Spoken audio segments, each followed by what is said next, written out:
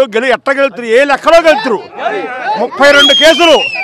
అవినీతి పనులు ఉన్నాయి ఏ లెక్కలో గెలుతురు బాబుకి ఏ కేసు కూడా చూపిమ్మను బాబు గ్యారంటీ గెలుతురు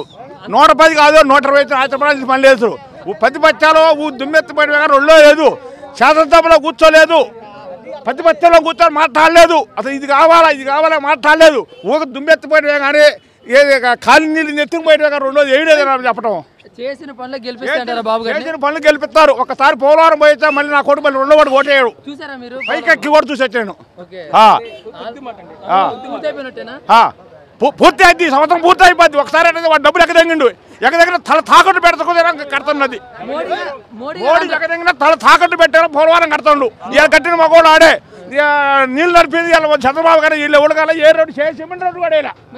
నిధులు ఇచ్చారని చెప్తున్నారు మోడీ గారు మోడీ ఇచ్చిన కొద్దిగా ఇచ్చిండు 110% ఇచ్చింది ఇచ్చేది చెబుతుండు చెబితే 90% కూడా వీళ్ళక ఎగదెంగిండు డబ్బులు ఎగదెంగిండు ఇవాళ బ్యాంకులో బాండ్ నా కొడుకు బ్యాంకులో బాండ్లే డబ్బులు ఏది కాట్లా తీయేది కాట్లా వాడు చెప్పిన బ్యాటర్కి ₹1 కూడా బ్యాంకులు ఏది కాట్లా తీయేది కాట్లా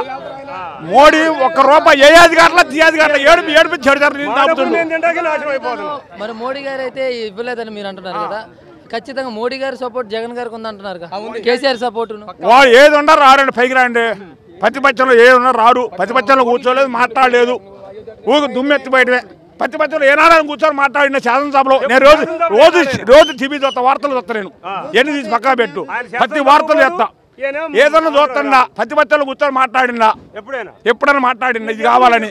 సిమెంట్ రోడ్డు వేపించిన ఏనాడు పుట్టి మా ఊరు పుట్టాను రోడ్లు వేయలేదు నాట్లేసినాం 10 సంవత్సరాలు నాట్లేసినాం పెట్టిన ఏమి లేదండి సమస్య లేదు ఇక మా గెలకపోతే కూడు కూడా దొరకదు మాకు ఎవరు 115 వచ్చినా ఆశ్చర్యపడాల్సిన పని లేదు అసలు నాకు 115 వచ్చినా ఆశ్చర్యపడాల్సిన పని లేదు మీ పేరండి మోదు ప్రసాద్ అండి ఏం చేస్తుంటారు మేము వ్యవసాయం చేస్తాం ఎవరు మీది సుందరపాడు అడుగుతాను 4.5 ఏళ్ళలోని బాబు గారు చేసిన పనులు ఏంటంటే ఏం చెప్తారు మీరు అభివృద్ధి పనులలో ఇప్పుడు సీసీ రోడ్లు కానీ మరి పక్క గృహాలు కానీ పెన్షన్లు కానీ సంవత్సరం అన్నీ ఇచ్చాడండి మాకు బాబు గారు ప్రతిపక్షాలు ఎందుకు ఇలా చెప్తున్నాయి ఏం చేసింది గవర్నమెంట్ 4.5 ఏళ్ళలో ఏం ఎక్కడ పనులు అక్కడ ఉండిపోయాయని అంటున్నారు అది మాకు చేసిన వాళ్ళు మాకు తెలుసు గిట్టిన వాళ్ళు ఎన్నో మాటలు మాట్లాడతారు ప్రభుత్వ పరంగా అనుభవించిన వాళ్ళు మాకు తెలుసు కానీ వాళ్ళకేం తెలుసండి ప్రతిపక్షం నేరం వేసేది అది ఎప్పుడైనా ఉండేదే ఎవరు ప్రతిపక్షంలో ఉండో అది అనేది ఎక్కువగా వినిపిస్తుంది 5 ఏళ్ళు ఈయనకి ఇచ్చాం కదా బాబు గారికి కొత్త వాళ్ళకి ఇచ్చి చూద్దాం అనే వాళ్ళు ఉన్నారు మీరేమంటారు వాళ్ళకి సమాధానం మాకు మటుకు బాబు గారే కావాలండి ప్రాజెక్టులు కావాలన్నా కానీ మళ్ళీ అభివృద్ధి కావాలన్నా కానీ మరి అమరావతి కావాలన్నా కానీ కొత్త వాళ్ళకి ఇచ్చి మళ్ళీ 5 సంవత్సరాలు సాపు కింద ఉండట్టే అందులో సందేహమే లేదు ఇక అన్ని విధాలుగా బాబు గారికి ఉన్నాయి అవకాశాలు అన్ని విధాలుగా ఆయనకే ఉండేవి పైనుంచి వచ్చే కంపెనీలు కూడా ఆయన వల్లే ఒక అభివృద్ధి కార్యక్రమం ఉంది కొత్త వాళ్ళకి ఏమి లేదు 5 సంవత్సరాలు చూసుకోవడమే సరిపోద్ది మరి బాబు గారే గెలవాలని మీరు ఆశిస్తున్నారు ఎన్ని ఓట్లతో అంటే ఎన్ని సీట్లతో గెలిచే హక్కు ఉందంటారు మాకు 110 సీట్లు వస్తాయండి కొంతపైనే అందులో సందేహమే లేదు పక్క 110 సీట్లు వస్తాయి పోలవరం లేచింది పోలవరం ఒక మాట చెప్పండి మీరే ఎవరో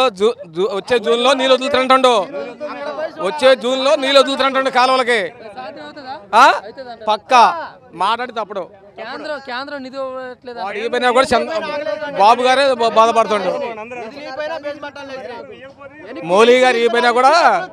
చంద్రబాబు గారు తల ఎంటికలు పెట్టైనా తెచ్చి కట్టిండు మొత్తం వినవా మళ్ళీ జూన్ ఆఖరికల్లా నీళ్ళు గ్యారెంటీ వదులుతారు ఆ నమ్మకం మాకు ఇచ్చిన డబ్బులు మోదీ మా పట్ట కొట్టిండు మా పట్ట కొట్టి వెనక్కి తీసుకోండి డబ్బులు మోదీ